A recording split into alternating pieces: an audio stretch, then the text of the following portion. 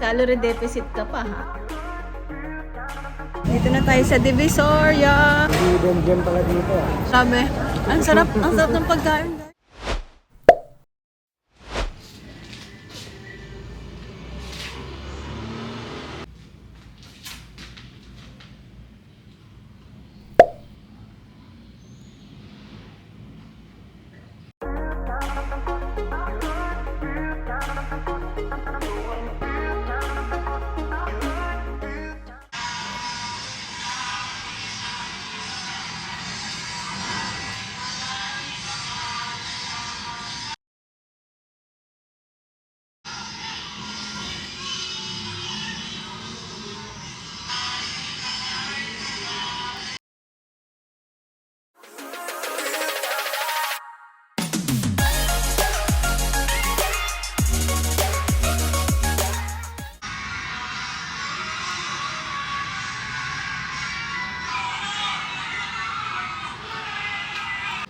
So, good morning guys.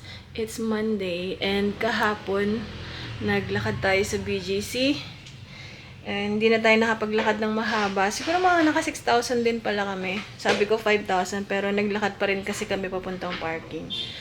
And ayun, hindi na natuloy kasi nga medyo sumama na yung pakiramdam ko, masakit na yung puson ko. Pero ngayon, morning, medyo okay na tayo. Monday morning. So, magkape muna tayo. Marami tayong gagawin today. Okay.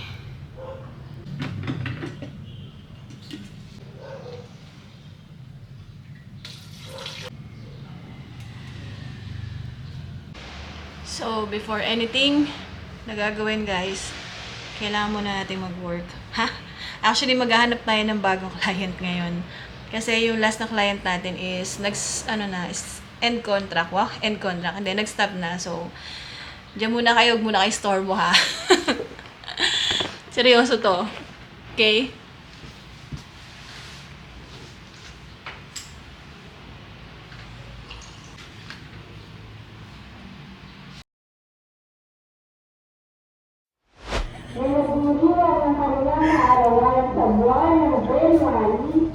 May announcement yung barangay. Yung mga ano daw.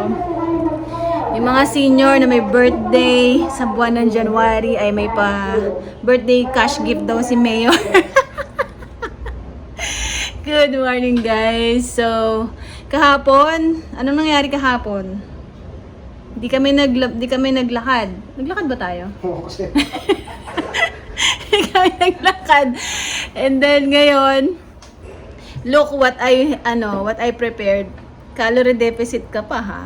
Tingnan mo, yung mga tira-tira namin ulam, ayan, bacon. Itong bacon hindi tira, tsaka itlog. Ang tira namin itong kanin, tsaka pansit. Ang kulit, ang konti lang nakakainin. Hindi, may kanin pa dun, pero tingnan natin kung kaya natin na ito lang yung kanin natin. Tapos, ayan, apple and apple cider para sa ating gut. Ano lang to, food supplement. Kung meron kayong problema sa gut, ba? Tama ba? Ayun o, support digestive wellness and function. Medyo ano kasi ako tawag doon, constipated yan. And malaking tulong to sa akin kasi, ayan, napupups ako pag miinom ako nito. So, 2 tablets a day.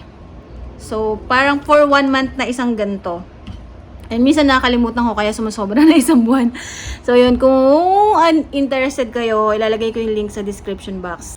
And yun nga, so let's eat na. Breakfast namin is 11. Not actually breakfast, hindi na kami nagsasabi ng breakfast ba o lunch ba. Basta kakain na kami pag gutom kami. And then si Nomar nag-work pa. accept na kayo sa trabaho at the end of the month. May Valentine's design na sila. Oh, ayos.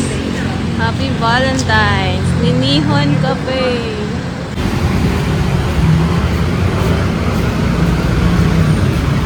Sweldo pala ngayon. Sweldo. Friday the 13th. Wala tayo sweldo.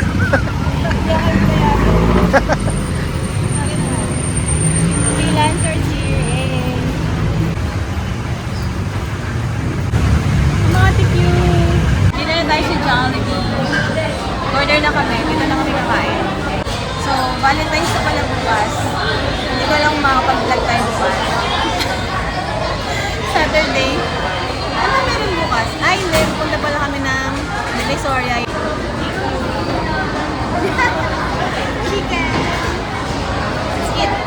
so, update ngayon, gabing-gabi. Naisipan namin ni Nomar na mag-prepare na ng mga gadalin sa Buskalan. Although next week pa yon. Charan! Ayan, ang gulo-gulo, diba? Ayan. Nag-iisip kasi ako kung magdadala ako ng short or pajama. Inisip ko kung itong short na to o pajama ang dadaling ko. Ato kasi medyo bulky or mag-short na lang ako. Kaya alam, baka malamig naman. Yun. Tapos ito yung mga susuotin namin papunta. Yay! Outfit check! Charan! Ito yung ating susuotin papunta. Tapos, ang sapatos ko dito ay ito. Ito yung shoes natin. Ganyan. Wait, suotin ko. Yan. Charan! Okay lang ba? Kita ba? Okay. So, ito na ating papunta. Party. Parang airport lang. Okay. Next outfit. Kala mo na. Black pa din. Black din kanina. Baggy pants and t-shirt na lang pauwi. Kasi, pag uwi ng Manila, mainit na eh. So, magja-jacket na lang ako. To. Ito, jacket na lang tayo papunta. Tara! Wait, suotin ko tong jacket. So, ayan. Yan na. T-shirt plus jacket. So, kung sakali man na mainit na, tanggalin ko tong jacket and then magja-jacket na lang ako. Ulit. Itong jacket na to pala guys is pangbundok talaga to. Ano siya? Water resistant ba? O waterproof? Something ganun. Pero ang ganda nito kasi hindi ako nababasa. Nagamit ko na to pangbundok. Diba? Kung interesado kayo guys, lalagay ko yung link sa description box. Ganda nito, in fairness. Meron siyang hoodie din, ganyan. Ayan. Charan! Oh, ha? Tapos ito ulit yung shoes ko. Yan pa din. Fila. Okay, ang init na. Sana malamig doon. See you, Buskalan! So, next week na yun guys. Meron na naman tayo iba-vlog. Grabe ang init. And nagluto din pala ako ng aming dinner. Gumawa ko na siya ngayon nung nakaraan. Hindi ko nasabi sa inyo or hindi ko napakita, hindi ko na vlog. Nakalimutan ko. I'm so sorry. So, susunod pag gumawa ulit ako, ipapakita ko na sa inyo yung aking recipe. So, sa marami kasing nasasarapan din sa aking Shanghai. It's my favorite food actually. And Shanghai. Mahaba yan. Pas pinutol ko lang para kasya siya dito. Para deep fry tayo. Tayo sa Divisoria. Maputik. Umulan. Pero ayun. Sakto lang. Di naman sobrang daming tao. Madaming sasakyan. Yan Isa lang dala mo? Isa lang, oo. Anong damit ha? Dito tayo sa Elias Street. Sarado pa yung ibang tindahan. Konti pa lang yung tao. Pero may mga bukas na rin. So, dito naman tayo sa may Divisoria Mall. Pumasok tayo. May iba pang mga sarado pero marami na rin bukas. Ikot tayo dito. May nabili na pala kami yung bandana kanina.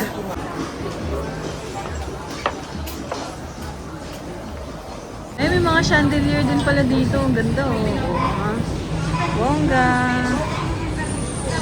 Wala pa masyadong tao. Maaga pa. Ito pangalan niya. Third floor na to. May waying pala dito guys sa Divisoria Mall. Isa. Tara, kain tayo dito. Sayang, di pa pala sila bukas. Pero naka-open na. Wala pa daw silang pagkain. Ayaw ko dun. Hanap ba tayo iba? Balian. May coffee sila Dito tayo sa... Ano pangalan nito? Ha? Fruit King something. Ano ba yan? Fruit King. Authentic Chinese dishes. Order tayo ng coffee. 60 pesos. Ito kay Nomar. Ayan yung mga food nila. Tcharam!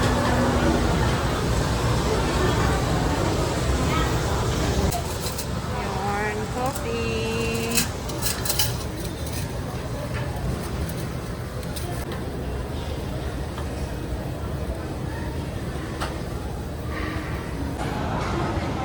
Mayan. Ang binili ko ay, sa akin is fish fillet na, ano ba sa fish fillet siya? Tapos fried rice ba to? And then may libre silang sabaw. And then coffee na tumaman. Kasi Nomar squid yan. magkano isa? Mga 260 yata or 280 isa. Tapos ito, 60 pesos. Pwede na, Chinese food. Tignan natin kung masarap. Okay, let's eat. Grabe. Ang sarap ng pagkain, guys. Ayun, oh. Pati yung kape, masarap. Parang hindi masarap, pero masarap. Nakakala mo mukhang, ayan, parang wala lang, ordinary pagkain lang. Pero, Champion. ang sarap. Chinese food kasi, ah. Pati yung kape, ang sarap. Yung sabaw, di ko pa natitikman. Tingnan natin. Ano yung sabaw?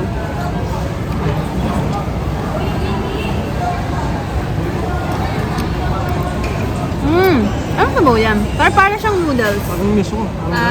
Masarap. Hindi miso, noodles. Noodle soup. Tama ka? Alam mo yung Chinese food na may touch ng Filipino taste na masarap. Alam mo yun? Maro, enjoy na enjoy. Panalo.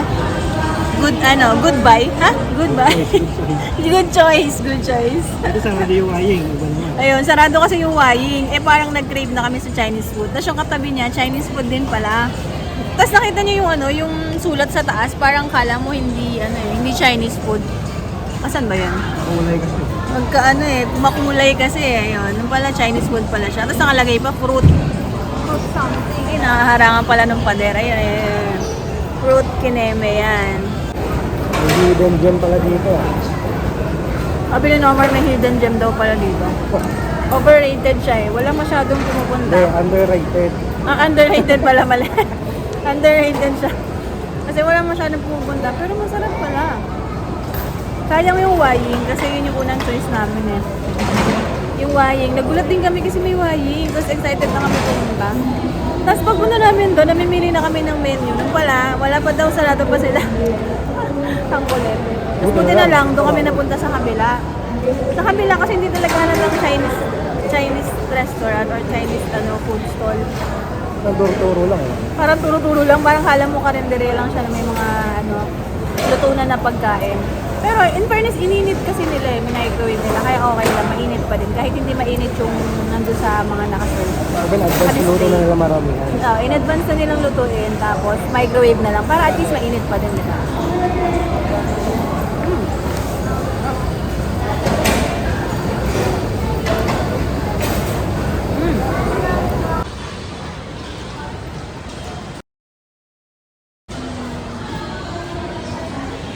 Yay, umuulan guys. Yun o.